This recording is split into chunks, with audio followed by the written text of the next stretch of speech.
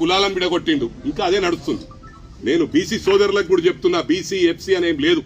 మనం అది బీసీలో వీక్ ఉంటే 200% we are going to support them, definite గా హెల్ప్ చేద్దాం. ఫార్వర్డ్ క్లాస్ లో కూడా వీకర్ సెక్షన్స్ కు వీక్ ఉన్న వాళ్ళకి హెల్ప్ చేయాలి. ఆ సిస్టమ్ రావాలా. నేను మా గౌరవ ముఖ్యమంత్రి గారికి కానీ మా రాహుల్ గాంధీ గారికి కానీ 200% చెప్తా. మనం అందరము సమానమై అన్ని కులాలల్లా బీదోలను హెల్ప్ చేసిన రోజే ఈ దేశం బాగుపడుతుంది. లేకపోతే మళ్ళీ బీసీలని ఒకరు ఫార్వర్డ్ క్లాస్ వాళ్ళని తిట్టుడు, ఫార్వర్డ్ క్లాస్ లో బీసీలను తిట్టుడు, బీసీలను ఎస్సీలను తిట్టుడు, అంతెంత రాజకీయం. ఇలా ఓట్ల రాజకీయం చేసి ఈ రెండు ఈ మన మాదిగా మాలను కూడా విడగొట్టింది.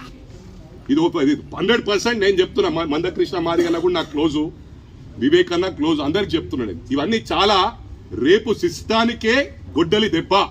ఐ స్వేర్ ఆన్ గాడ్, ఇది వాస్తవం, ఒప్పుకోవాలా. ఇలా కులగణన మంచి ఉద్దేశంతో, ఎందుకంటే బీసీలలో చాలా మంది వెనకబడ్డ వాళ్ళు ఉన్నారు. కానీ బీసీలందరికీ విజ్ఞప్తి చేస్తున్న, దీంట్లో విడిపోదు. ఇలా కులాల వారిగా విడిపోతారు, కులాల వారిగా విడిపోవద్దు.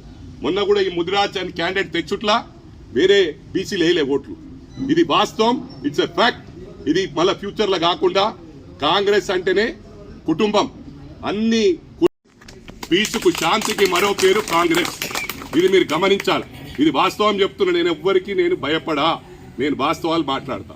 వాస్తవాలు మాట్లాడికే నీలం మదన్న 100% విన్ అవుతున్నా. ఓన్లీ ముదిరాజ్ కులంకి వచ్చినందుకు అటు ముదిరాజ్ లేలే, వేరే బీసీలు దూరం అయ్యారు. ఇది ఒప్పుకోవాలి 100%. మళ్ళీ అన్న కూడా ఒప్పుకోవాలి. నువ్వు కూడా ఈ నెక్స్ట్ టైం ఈ ముదిరాజ్ ఫీలింగ్ లకి వెళ్ళి పోకుండా మనం అంతొకటి అనేది దీనికి కొని దండం పెడతా. బీసీ గులాగరణ ఎందుకు అవుతుంది?